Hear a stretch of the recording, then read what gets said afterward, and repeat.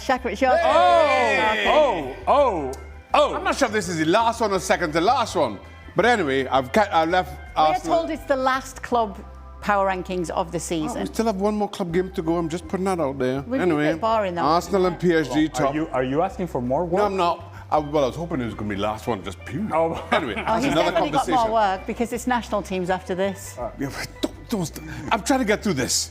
Villa are third, kind of gave them the week that they gave them the couple of weeks they had to finish the season. Liverpool, City, and winning Europa League. Bayern Munich in at fourth, Barcelona fifth. Palace are in after winning the Europa Conference League. I thought it was least they deserved, kind of give them almost a couple of seasons that they had. Great way to cap off their season this time around. PSV and Benfica are in. They finished 3rd-0, but they go the entire season in Portugal undefeated. They keep their position in the top 10. Even though you did not give a prediction as of yet Yeah. for the Champions League, given your power rankings, are we to assume then that No, you not feel at that all. Arsenal is more powerful than PSG? No, no, Well, you no. have them at number 1 and PSG number 2. Yeah, but the so- power rankings are not a forward-looking rankings. Okay, so as of right now, you're suggesting that Arsenal is stronger than PSG according to your power rankings. No. It's not mine, yours. Right now, I'm suggesting you'll have to tune in tomorrow Oh, to find out, along with Kay, to find out so who you I have fancy. more, but you will have more power rankings tomorrow? No, not tomorrow. Oh, okay. No, not tomorrow. Predictions are totally separate. They don't feature in the algorithm. Oh, Frank, how do we feel about his power rankings? why Well, are you so I sad? agree with Ali.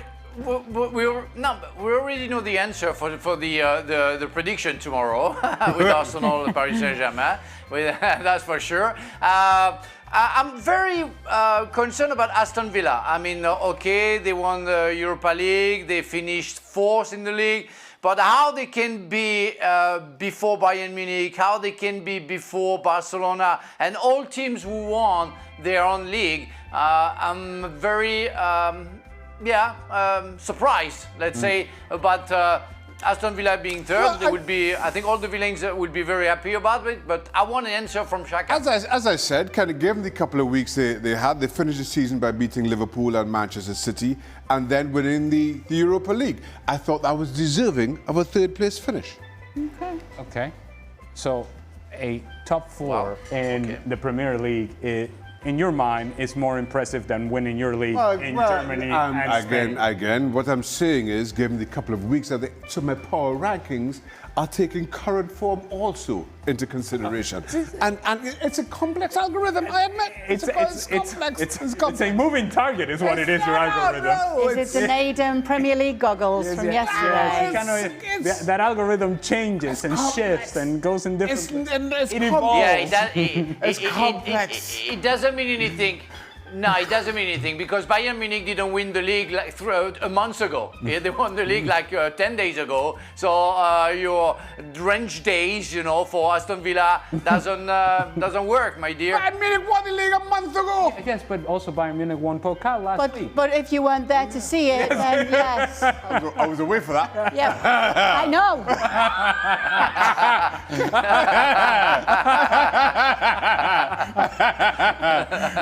Boy. They won the double, but they're below Aston Villa, I see. All right. Okay. Chaka's power rankings. You'll be happy to know are going to be here all summer. Oh my God! What a treat!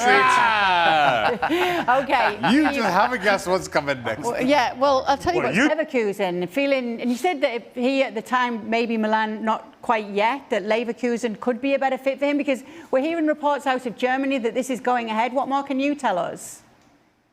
Yeah, I think it's quite well advanced between Bayer Leverkusen and who have, like Spanish bosses, if you want, and Anthony Iraola to take over from Kasper Hjulman, who did a really good job there, taking over from Erik ten Hag, or a decent job, let's put it that way, after missing out on pre-season and just replacing Erik ten Hag's disaster after, 3 games in the season. And it was pretty clear from early on that Hjulman was not going to be there next season. And I think in Anthony Iraola, they probably got the perfect guy, I think, for that project in terms of the young players that they have, the identity that they are still looking to reconnect with after the departure of Xabi Alonso.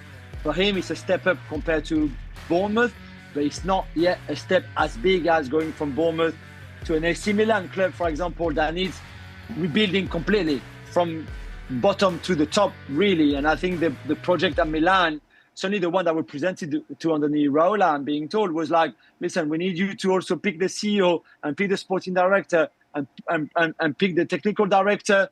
And Andoni Iraola is there looking and say, okay, great, but I want to coach.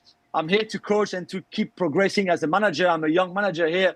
So maybe him and Milan just were not wanting the same thing at the same time. However, him and Leverkusen, I think really right now, I want the same thing and are looking for the same thing. So for me, it makes sense that he decides to go for them. That would be quite the get, wouldn't it, for Leverkusen? That's good. You've got Crystal Palace in, Milan interested in this manager, and it's looking like he's going to favour Leverkusen. Well, it seems to me that Bayer Leverkusen are trying to rekindle some sort of Xabi Alonso fire here, some sort of vibe and juice from Iraola, the young Spanish manager that will bring a different set of ideas and then sort of a different type of putting a team together, working with the team, developing the young players. It all seems very much rooted in, hey, this worked with Xabi Alonso, who was at a similar place where Iraola was when he came to Bayer Leverkusen. It may just work with Andoni Iraola. Maybe. It is a good get for Bayer Leverkusen. I think it's a step forward for both Bayer Leverkusen and Iraola. It should work, but as we know, in this profession, it's not always a perfect match. This seems like a perfect match. It should work. We'll see. All right. Okay. That is my stamp of approval right there. As good as it's getting. As good as it's going to get. As good as a stamp you'll ever get from Ali. It's more of a... It does start a little bit of a coaching carousel, which often happens when there are a number of big-name coaches out and positions going and vacancies going, and that's what we're seeing here with Iraola's name. Obviously, we've just mentioned Milan, Crystal Palace there. We're just seeing that knock-on effect of where the dominoes might land. Obviously, Pochettino's name coming into the mix here as well. So that's really interesting. Which is the one that's standing out to you, Jules, as to where, which person could land where? Yeah, I think it's going to be quite fascinating because, as we know, Real Madrid, we know some of them where they're going to go, but a lot of those top clubs will change managers. And that's, even just for us, is very refreshing because we would start the new season with different observations to make, because Jose Mourinho at Real Madrid will be an incredible story in itself. Enzo Maresca, who we expect to also take over Pep Guardiola at Manchester City, will be great, on top of Xabi Alonso at Chelsea, for example. Then there's obviously the Italian teams where there's a lot of movement, a lot of changes. Milan, we mentioned. Napoli, of course, with Conte leaving. But Atalanta are changing managers. Lazio have changed managers.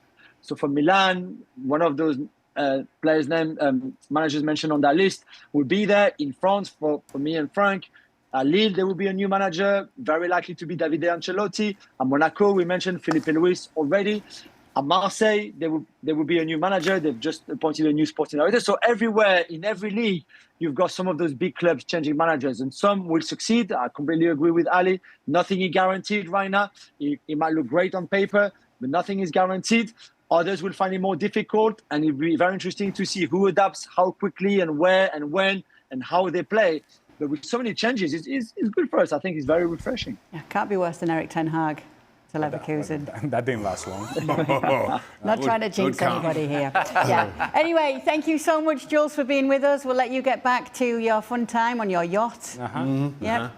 Without the kids. I need to put the sails. The sails up. Yep. All right, we'll see you soon, Jules. You can make a decision on which team's going to win. Whether the kids can watch the all right. Well, there you go. Okay. Now we know who. Yeah, we know who he's back. Jules is on the Gavin Jules show. You can check it out wherever you get your podcasts. And he got to talk this time, which is amazing.